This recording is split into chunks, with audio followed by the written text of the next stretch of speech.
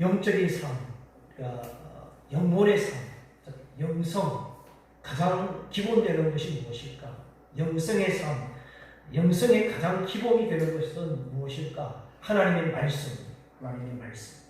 하나님의 말씀은 우리 기독교에만 있죠. 그래서 영성, 진리의 영, 참된 영성은 하나님의 말씀이 가장 기본이 됩니다. 하나님의 말씀이 능력이 되고 생명이 되기 때문에 말씀이 가장 기본입니다. 그래서 성경을 시작할 때에도 태초에 하나님이 천지를 창조하셨느니라.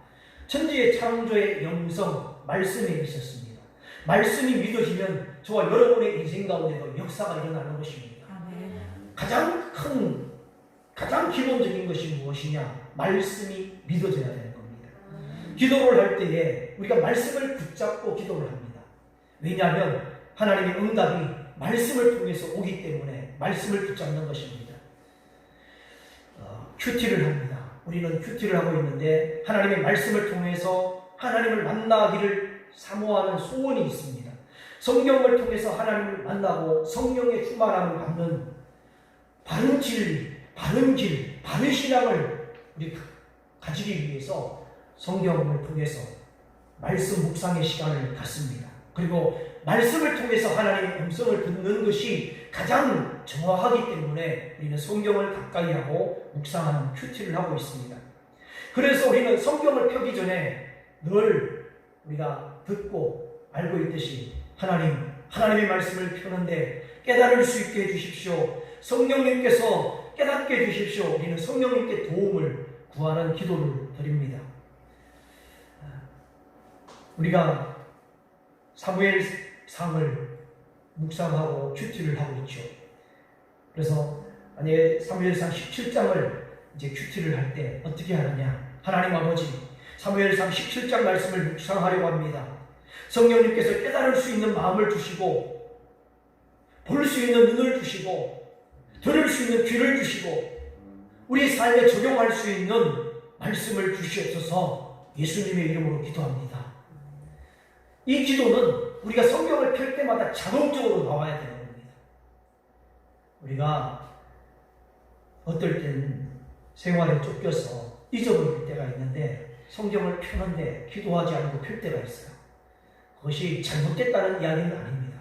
그렇지만 펴기 전에 성령님을 의지하고 하나님께 도움을 구해서 우리가 성경을 읽을 때에 깨달아지고 하나님의 음성이 들려지는 것이기 때문입니다. 그래서 성경을 우리가 3번, 4번 매일 성경을 가지고 본문을 3번, 4번 읽습니다. 근데 성경을 보다 보면 본문이 좀 길 때가 있어요. 길어서 3번, 4번 읽기가 시간이 많이 걸릴 수가 있죠. 집중해서. 그런데 읽다 보면 2번, 3번, 4번 금방 읽어집니다. 성경을 읽을 때에 중요한 것이 있습니다. 어떤 생각을 가지고 읽느냐가 중요합니다. 우리 성경을 읽을 때에 하나님이 우리를 구원하시고 하나님이 우리를 이끌어 주신다라고 하는 관점에서 성경을 읽어야 됩니다. 즉 하나님의 구원의 관점에서 성경을 읽어야 됩니다. 예를 들면 사무엘상 18장에 보시면 사울과 다윗이 골리앗을 때려눕히고 블레셋을 이기고 돌아올 때에 여인들이 노래를 합니다. 사울이 죽인 자는 천천히요 다윗은 만만이로다 이라고 막 노래를 할 때에 사울이 어떤 생각을 하느냐면 시기심이 돋아서 질투하고 다윗을 미워하기 시작합니다. 다윗을 시기하고 질투하는 사울의 마음이 기록되어져 있습니다. 그러면 하나님은 시기하고 질투하고 미워하는 마음을 원하실까?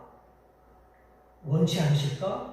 그러면 나는 시기하는 마음, 질투하는 시기 마음이 있는가? 없는가? 이렇게 적용을 해보는 겁니다. 하나님은 어떤 마음을 원하실까? 구원받은 사람은 어떤 마음을 원하실까? 하나님께서 우리를 구원하셨을 때에 우리에게 주시는 마음은 어떤 마음일까? 이렇게 생각하면서 성경을 읽고 여백에다가 적어보는 것입니다. 생각을 해보면 우리 안에 시기심도 있고 질투하는 마음도 있고 미워하는 마음이 있습니다. 그러면 옆에다가 내 안에 있는 시기심, 질투하는 마음 회개합니다. 시기심과 질투하는 마음을 끊어낼 수 있도록 도와주십시오. 예수님의 이름으로 기도합니다. 이 내용도 적어보는 거예요. 생활하다 보면 종일 생활하다 보면 시기심이 딱 생길 때가 있어요. 저도 시기심이 생길 때가 있습니다. 질투하는 마음이 생길 때가 있습니다.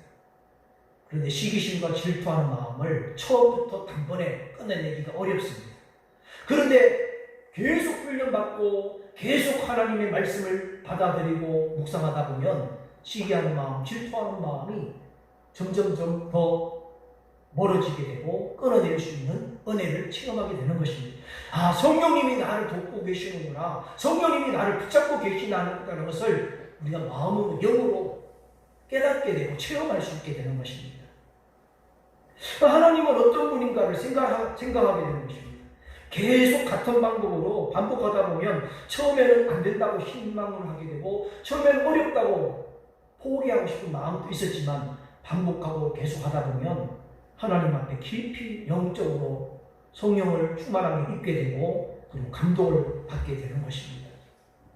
저는 짧은 시간 동안 목회를 하면서 많은 다양한 성도님들을 만나게 됩니다. 그런데 정말 말씀을 붙잡고 몸부림을 치기 위해서 성도님들을 보고 느끼는 것이 있습니다. 그 사람의 성품이 바뀌게 되고 영적인 모습이 바뀌게 되는 것을 체험하게 됩니다. 저는 여러분들이 성령이 붙잡아 주셔서 하나님의 사람으로서 하나 둘 조금씩 하나님을 닮아가고 예수님을 닮아갈 수 있는 은혜가 있기를 축원합니다.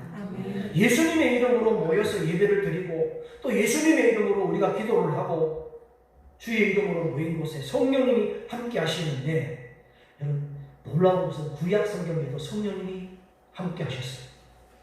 신약 성경 이후에 예수님께서 성천을 하시고 오순절에 성령이 임하셨는데 오순절에 성령님이 임하시고 영원토록 우리와 함께 하십니다. 근데 구약 시대에는 하나님의 명령에 따라서 성령님이 임하셨다가 떠나가셨다가 임하셨다가 떠나가셨다가 하나님의 말씀에 따라서 성령님이 임하셨다가 떠나가시도록 하셨는데 신약시대 오순절 이후에는 성령님이 늘 항상 영원히 함께 하십니다. 우리가 근심에 사로잡혀 있을 때도 성령님이 우리를 탄식하면서 우리를 위해서 기도하십니다. 우리가 고민 속에 있을 때도 성령님은 우리를 위해서 기도하십니다. 오직 성경이 우리에게 증거해 주고 있는 말씀입니다. 오순절, 오늘 성령 강림 주일입니다. 성령님이 강림하신 오순절 주일인데 예수님께서 부활을 하시고 50일째 되는 날 성령님이 임하셨습니다. 50일째. 그런데 좀 더 쉽게 이야기하면 예수님이 부활하시고 40일 동안 이 땅에서 사람들을 만나시고 제자들을 만나셨습니다. 그리고 성천을 하시고 40일을 계시고 성천하시고 열흘 후에 오순절이 임하면서 성령이 임하십니다. 그날이 바로 성령 강림 주일입니다. 예수님이 이 땅에 오신 성탄절도 중요하지만 성령님이 이 땅에 오신 성령 강림절을 정말 중요합니다. 우리 믿는 자들에게는 성령님이 임하신 날, 성령님이 우리 가운데 오셔서 영원히 우리와 함께 하시고 보혜사 성령, 우리를 도우시는 하나님, 우리를 돕고 계시는 하나님으로 하나님의 영이 지금 우리와 함께 하십니다. 이 예배의 자리에 성령님이 함께하고 계십니다.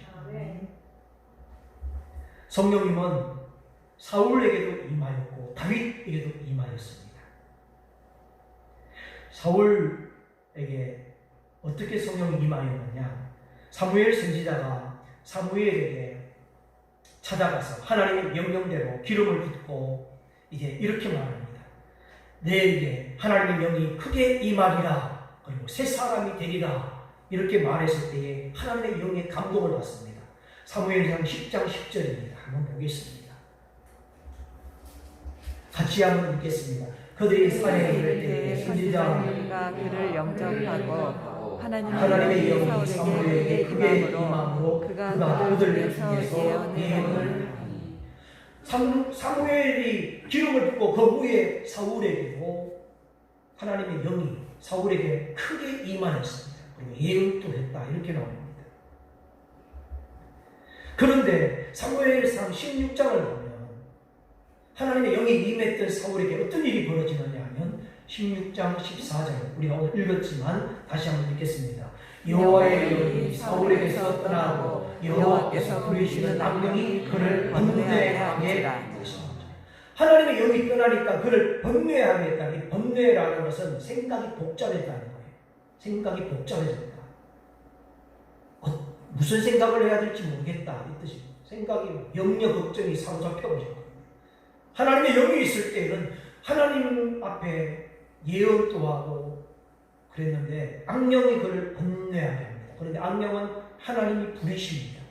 이 말씀을 읽을 때 묵상할 때 어떤 사람들은 혹시 나에게도 하나님의 영이 떠나는 거 아니야? 이렇게 생각하고 걱정하는 사람이 있는데 그런 생각 걱정하지 마시고 하나님의 성령이 내 안에서 계시는데 하나님의 성령을 즐거워하게 하소서.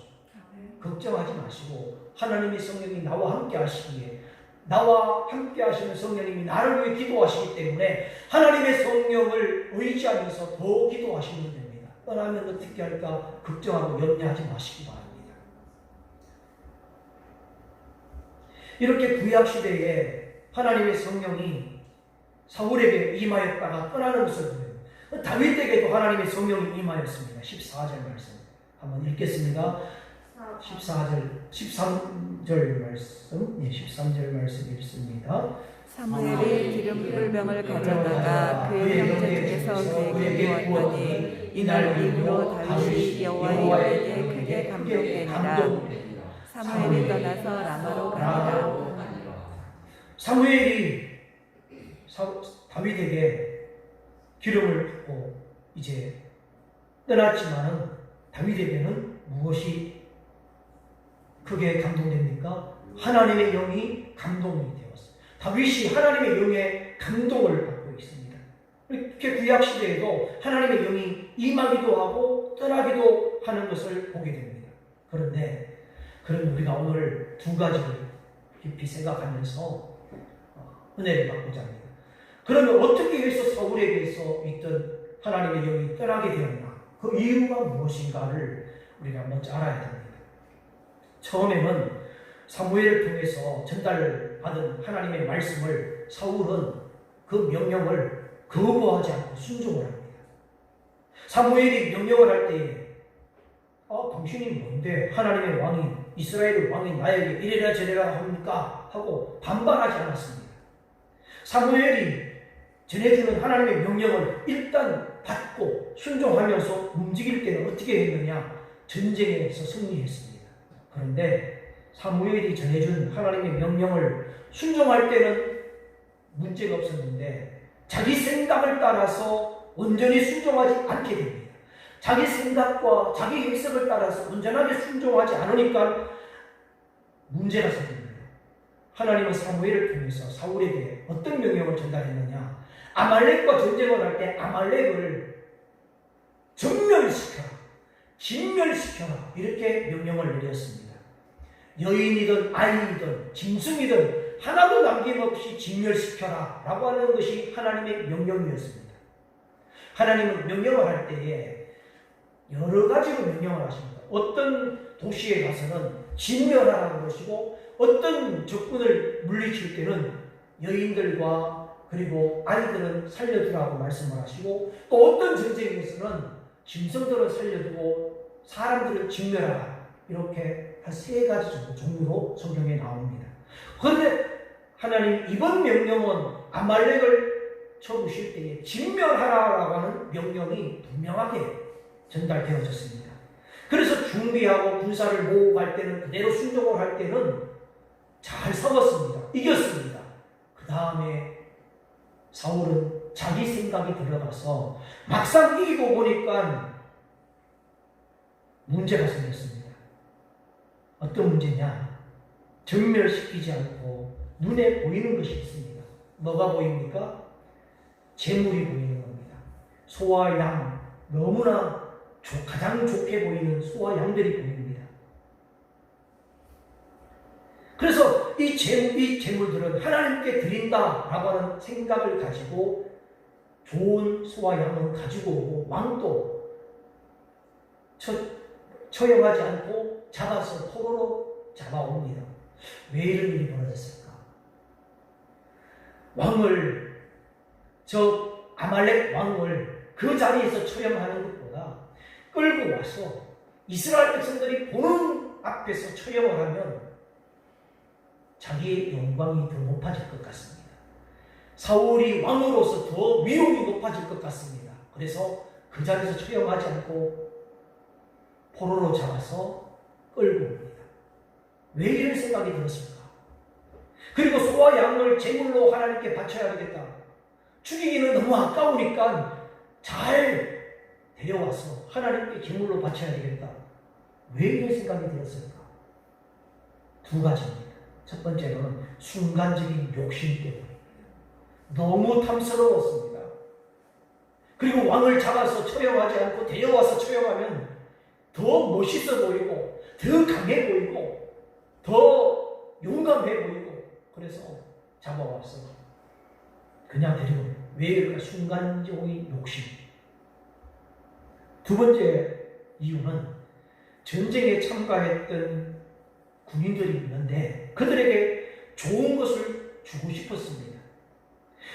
여러분, 좋은 것을, 전쟁에 이겼으니까 참여했던 그들에게 뭔가를 좋은 것을 나눠주고 싶었던 것입니다.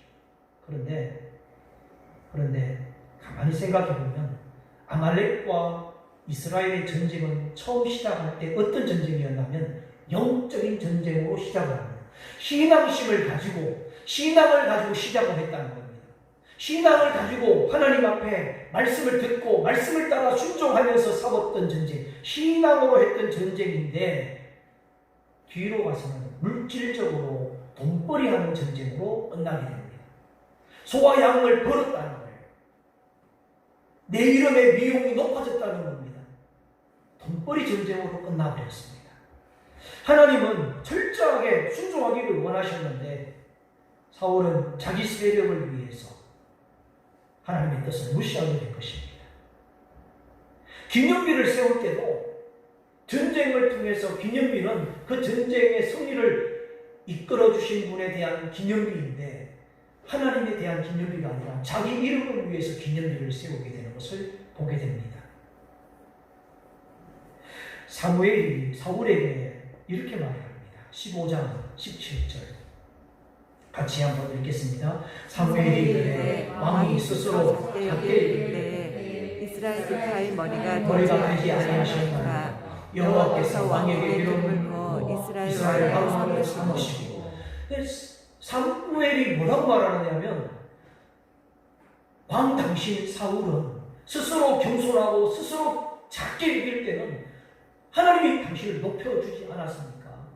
겸손할 때 하나님이 왕으로 삼아주시고 높여주셨는데 그런데 스스로 작게 여길 때는 하나님이 높여주셨는데 그런데 사울은 변하고 말았어요. 19절을 보겠습니다. 5장 19절 같이 읽겠습니다. 어찌하여 왕이 여호와의 목소리를 청종하지 아니하고 탈취하기에만 급하여 여호와께서 악하게 여기시는 일을 하셨나이까. 몇 가지가 이유가 나와요. 첫째는 하나님의 말씀을 잘 들었던 사울이 하나님의 말씀을 이제는 듣지 않습니다. 하나님의 말씀을 듣지 않았어요. 탈취하는 데만 급했어요. 하나님이 원하는 일은 하지 않고 하나님이 원하지 않는 일을 했다는 거예요. 악하게 여기는 일만 행하였다는 겁니다. 하나님의 말씀을 무시하고 자기 명성을 높이고 탐욕을 샀는데 문제가 된 것입니다. 사무엘이 왜 하나님의 말씀을 불순종했느냐라고 책망을 들었을 때에 그러면 사울은 어떻게 말했느냐? 자기는 순종했다는 거예요. 하나님 말씀에 순종했다는 거예요. 아담 왕 외에는 다 죽였습니다. 소, 양, 좋은 것 외에는 다 죽였고 좋은 것은 하나님께 제사를 드리려고 가져왔을 뿐입니다. 이렇게 말합니다. 하나님은 다 죽여라고 하는데 분명히 말씀하셨는데 우리는 이 말씀을 보면서 아담과 하와가 생각이 납니다. 반드시 죽으리라. 선악과를 먹으면 반드시 죽으리라고 말씀을 하셨는데 선악과를 보면서 먹음직스럽고 보암직스러워서 죽을 수도 있겠구나. 반드시 죽는다고 말씀하셨는데 죽을 수도 있겠구나. 이 말은 다른 말로 안 죽을 수도 있겠구나. 이렇게 생각을 했다는 겁니다. 결국 하나님의 심판을 받을 수밖에 없습니다. 15장 20절, 21절을 보십시오. 다 죽이는 것보다 하나님께 바치는 것이 더 타당하다고 대답하라. 사울이 뭐라고? 여호와의 목소리를 청종하여 여호와께서 보내신 것을 가서 나는 다 가서 진멸하였으나 다만 백성이 가장 좋은 것으로 여호와께 제사 드리려고 백성 핑계를 대고 자기 잘못을 돌이키지 않습니다. 가장 좋은 것은 하나님이 받으셔야 된다. 자기 생각이 들어갔습니다. 우리는 신앙생활할 때 이런 올무에 함정에 빠질 때가 있습니다. 하나님이 원하시는 것이 무엇입니까? 사울은 전쟁에 이기면 되지. 방법이 무슨 중요합니까? 과정이 무슨 중요합니까? 그런데 여러분, 하나님은 사울에게 다른 것을 원한 것이 아니었습니다. 전쟁을 이기고 지는 것에 얼마나 철저하게 하나님의 뜻에 따라서 움직이느냐, 그것을 보시는 겁니다. 저와 여러분들이 살아갈 때에 원하는 것을 얻는 것을 보는 것이 아니라 원하는 것을 얻는 과정을 보십니다. 얼마나 철저하게 하나님을 의지하고 얼마나 하나님 앞에 기도하고 하나님을 바라보면서 살아가느냐를 보십니다. 우리가 하는 일이 잘 되고 못 되고를 보기 전에 하나님은 어떻게 해서 잘 되느냐를 보시는 것입니다. 이에 대해서 사무엘이 말을 합니다. 22절 15장 22절 같이 읽겠습니다. 사무엘이 여호와께서 번제와 다른 제사를 그의 목소리를 충정하는 것을 좋아하신 같이 좋아하시니까 순종이 제사보다 낫고 듣는 것이 수양의 기름보다 나으니. 하나님이 가장 기뻐하시는 것은 소와 양이 아니라 제사가 아니라 말씀을 듣고 순종하는 것이 있다고 가르쳐주고 있습니다. 우리는 오늘 이 말씀을 가지고 한번 적용해 보겠습니다. 그런데 제사, 즉 오늘날 우리가 드리는 예배와 순종은 분리할 수가 없어요. 예배와 순종은 결합되어져 있습니다.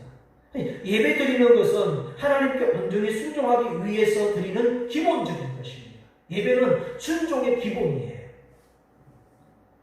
우리가 불순종을 했을 때에 예배에 나와서 불순종한 것을 고백을 하고 순종하기 위해서 예배를 드립니다.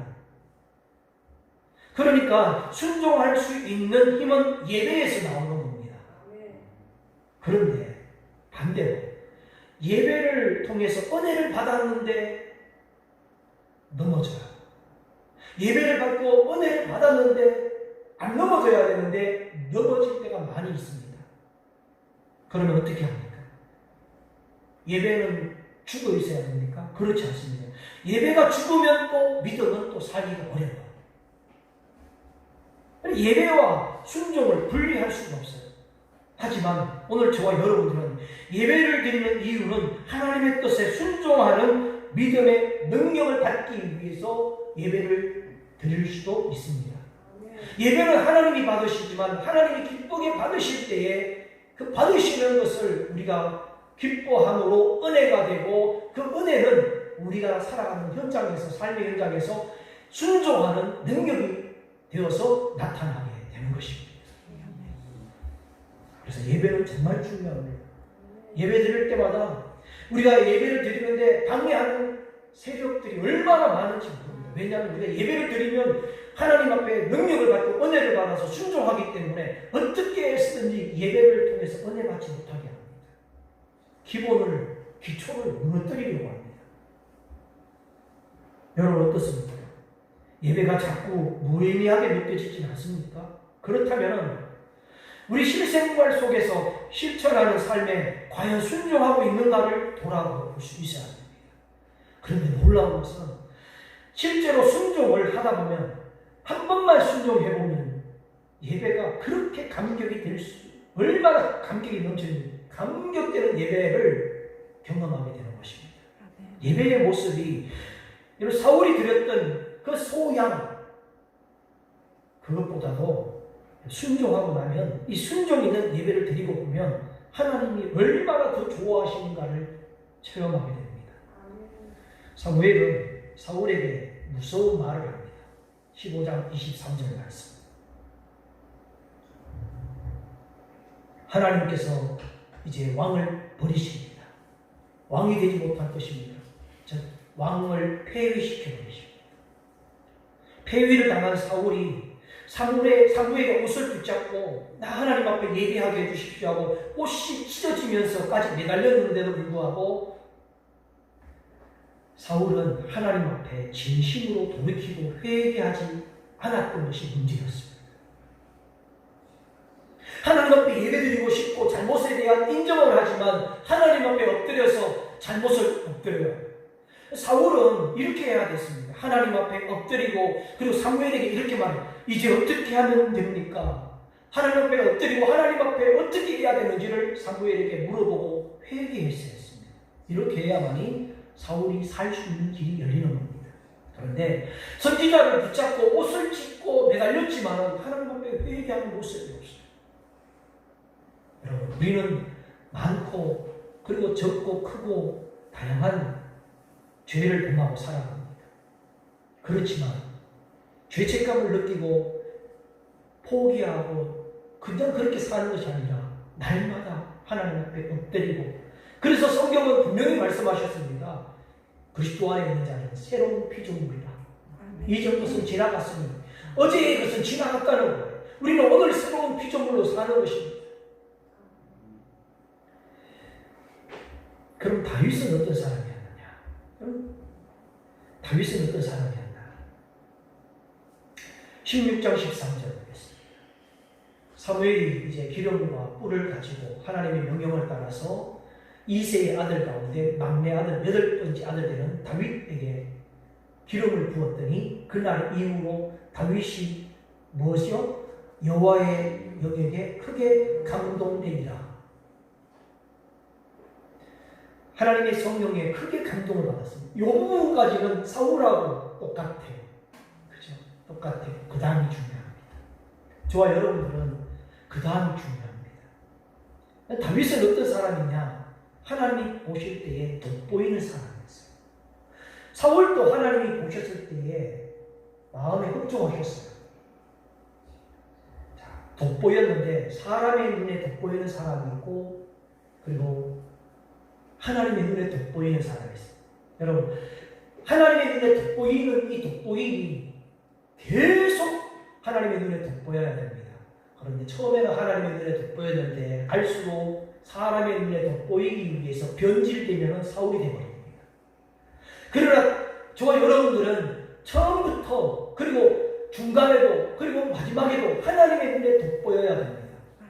다윗은 사도행전 13장에서 마음이 맞는 사람이다. 다윗은 하나님의 마음에 맞는 사람이라고 소개합니다.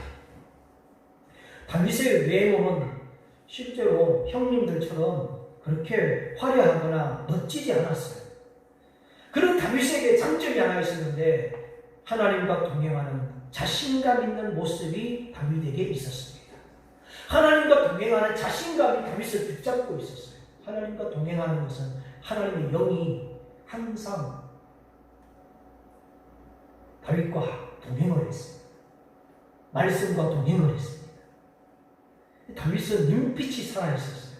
여러분, 저는 여러분들이 하나님의 말씀과 하나님의 영이 함께 하실 때 가장 먼저 변화되는 것이 뭐냐면 여러분들의 눈빛이 바뀝니다. 할렐루야.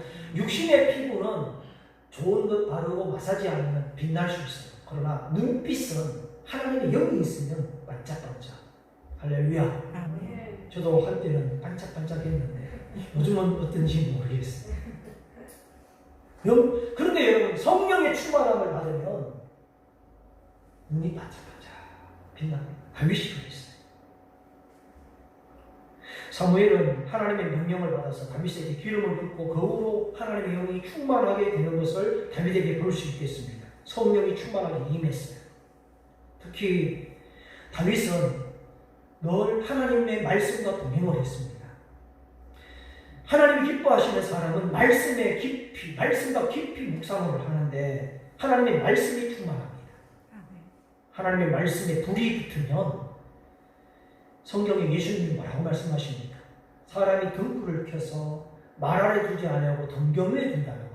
말씀에 불이 붙으면 하나님께서 등경 위에 둔다는 거예요. 즉 사람들이 볼 수 있는 곳에 두어서 사람들에게 진리를 선포하게 하고 하나님의 말씀을 선포하게 합니다. 하나님께 영광을 드러내게 하십니다. 사도 바울은 에베소서 1장 13절 말씀에서 이렇게 같이 읽겠습니다. 그 안에서 너희도 진리의 말씀 곧 너희의 구원의 복음을 듣고 그 안에서 또한 믿어 약속의 성령으로 인치심을 받았으니. 성령님의 인치심을 받았는데 어떻게 받았습니까? 진리의 말씀을 듣고 구원의 복음을 듣고 성령의 인치심을 받았어요. 말씀을 듣고 깨달아지고 믿어지고 말씀대로 살고 싶은 감동을 받고 말씀대로 살기를 원합니다. 기도하고 의지할 때 성령이 인치심을 허락하시는 거예요. 그래서 다윗도 하나님께 기도할 때 어떤 기도를 했느냐면 시편 51편 말씀에 주의 성령을 내게서 거두지 마옵소서. 성령을 거두지 마옵소서 하나님께 기도를 합니다. 다윗은 왕으로 기름 받게 되고 그리고 10여 년 동안 고난의 훈련을 받습니다. 왕이 되고 난 뒤에 바로 왕좌에 오른 게 아닙니다. 10년 동안 사울 곁에서 음악가로서 섬기고 있었어요. 그리고 또 틈틈이 양들을 치는 목자의 생활을 계속했습니다. 그러다가 어느 날 다윗에게 이제 다윗의 존재를 드러낼 수 있는 기회가 생겼습니다. 그것이 바로 블레셋과의 전쟁이었어요. 아버지 심부름을 따라서 형님들이 어떻게 지내는지 도시락을 사서 찾아갔는데 기가 막힌 일이 벌어졌어요. 상상할 수 있는 일이 벌어졌어요. 한번 보겠습니다. 17장 23절 같이 읽겠습니다. 그들과 함께 마치 블레셋 사람의 싸움을 두는 가드 사람 골리앗이라 하는 자가 그 진열에서 나와서 전과 같은 말을 하며 다윗이 이르니라. 다윗이 갔더니 골리앗이라고 하는 엄청난 어마어마한 장군이 싸움을 도두고 있는 거예요. 싸움을 도둔다는 것은 시비 건다는, 싸움을 건다는 겁니다. 비난하고 그리고 비웃고 무시하고 하나님의 나라 이스라엘 백성들 하나님의 군대를 무시하고 비난하고 있는 모습을 누가 들었나요? 그때 마침 다윗이 들었던 겁니다. 우리도 마찬가지입니다. 누군가에게 싸움을 누가 걸 때가 있죠. 여러분들에게 싸움을 걸고 때로는 시비를 걸고 때로는 무시하고 마음에 상처를 주고 어떻게 하십니까? 어떤 마음이 듭니까? 때로는 협박할 때는 무섭기도 하고 가만히 있으면 죽을 것 같기도 하고 내가 왜 지금까지 힘을 못 길렀을까? 내가 지금까지 왜 공부를 안 해갖고 그냥 이렇게 아는 것도 없을까? 이렇게 비난만 할 겁니까? 어떻게 해야 됩니까? 만약에 예수님이 우리에게 세상과 같은 방법을 원하셨다면 이제 너희들이 나를 믿느냐? 그러면 이제부터는 잠은 2시간씩 자고 20시간씩 공부를 하고 그러면 너희들은 세상에서 이길 것이다. 이렇게 말씀을 하셨을 거예요. 그런 말씀은 하나도 없습니다. 예수님의 이름을 우리 가운데 주셨습니다. 하나님의 이름을 우리 가운데 주셨다는 거예요.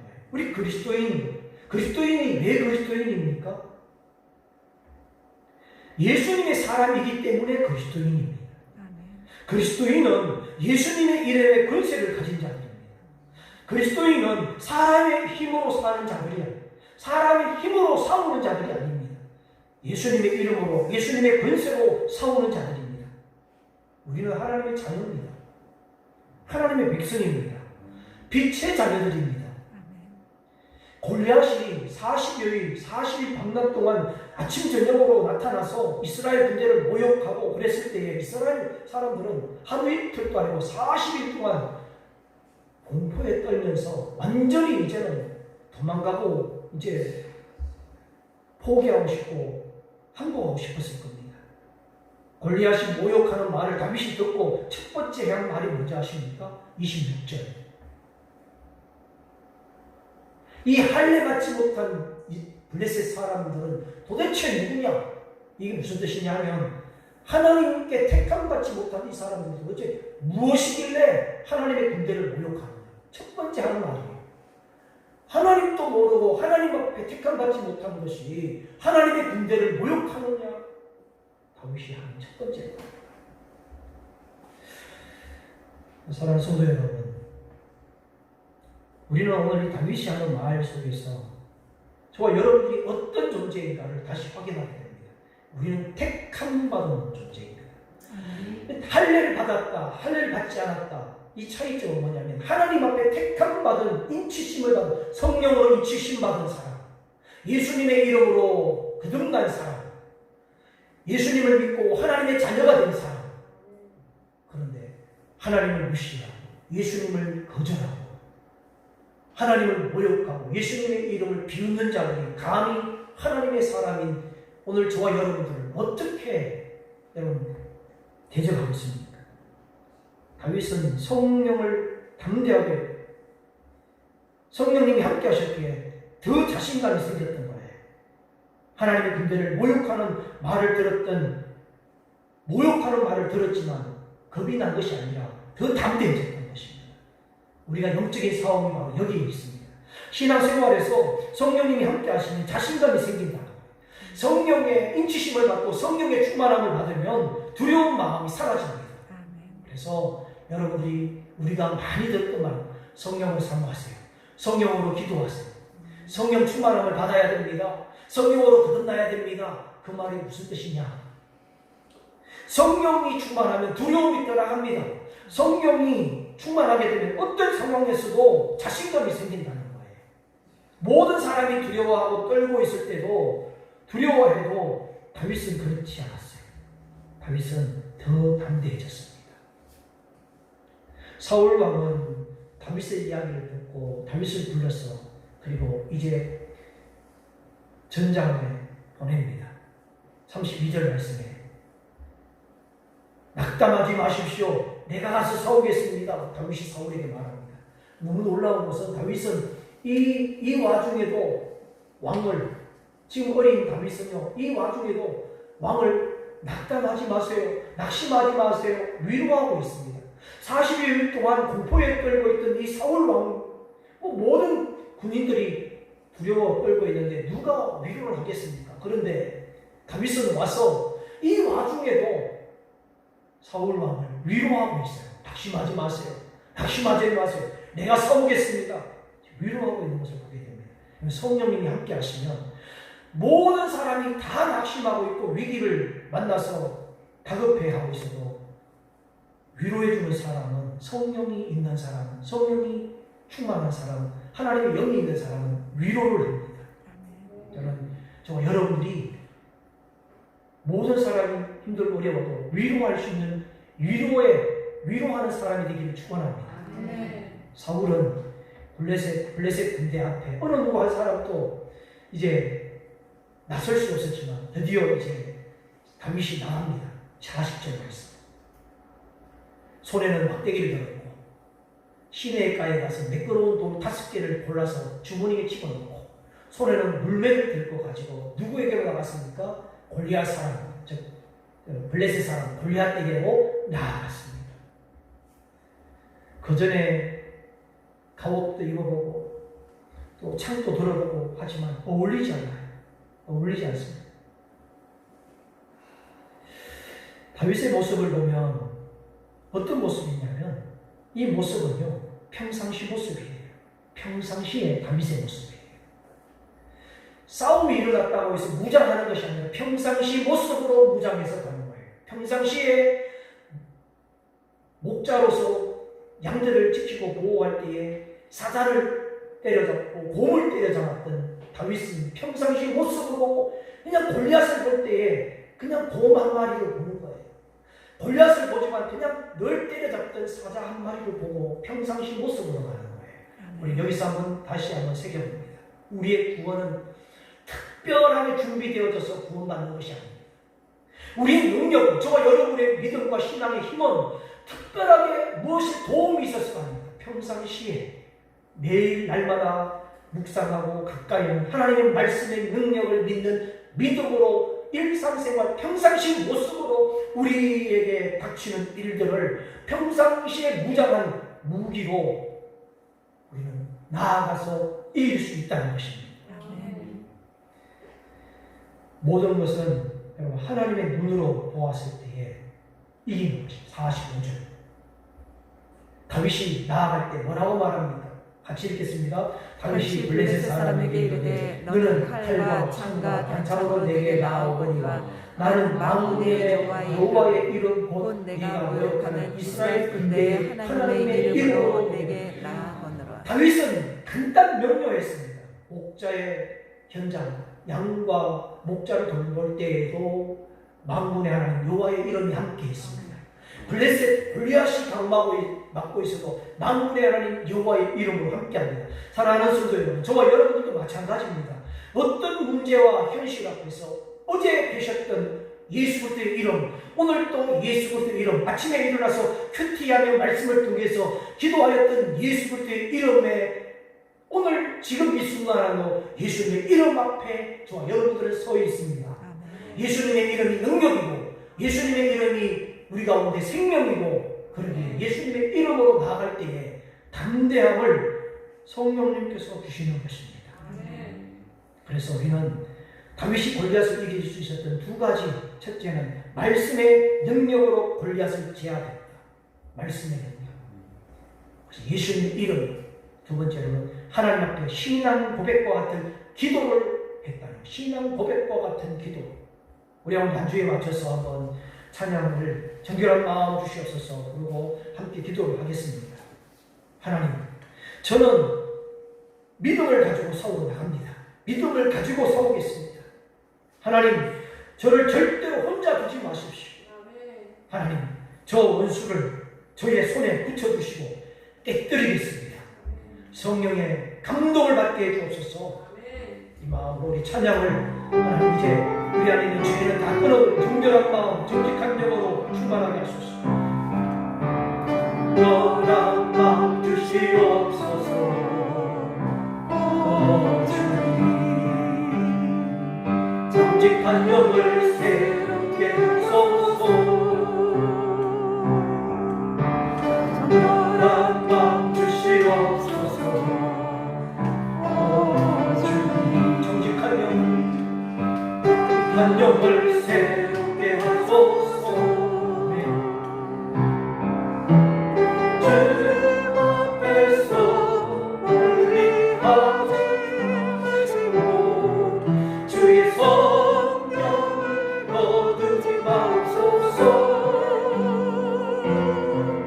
또 구원의 기쁨 다시 회복시키시며 변치 않는 마음 내 안에 주소서. 나를 주님 앞에서 나를 주님 앞에서 멀리 하지 마시고 주의 성령을 거두지 마소서.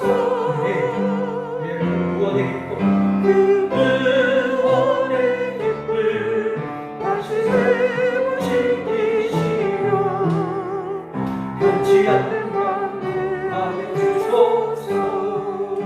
우리 두 손을 말씀에 보고 기도하시죠. 하나님 아버지 감사합니다. 주님의 성령이 우리를 떠나지 않게 하시고 성령으로 인쳐주셔서 날마다 하나님의 영의 감동함으로 충만하게 하옵소서. 이 자리에 이곳에 하나님의 영이 충만하게 하옵소서. 예수님의 이름으로 기도하오며 지금은 세상 끝날까지 우리를 버리지 아니하시고 함께 하시는 예수 그리스도의 은혜와 우리를 구원하시고 사랑하시는 하나님 아버지의 극진하신 그 사랑이 이제 성령으로 충만하고 성령의 내주하심과 다스림 가운데 살기를 바라는 우리 성도들 머리 위에 살아가는 모든 현장에 성령의 역사하심을 기대하고 소망하는 우리 성도들 모든 삶의 인생 위에 그리고 우리 주사람 교회 위에 지금부터 영원히 함께 하시기를 예수 그리스도의 이름으로 축원하옵나이다. 아멘.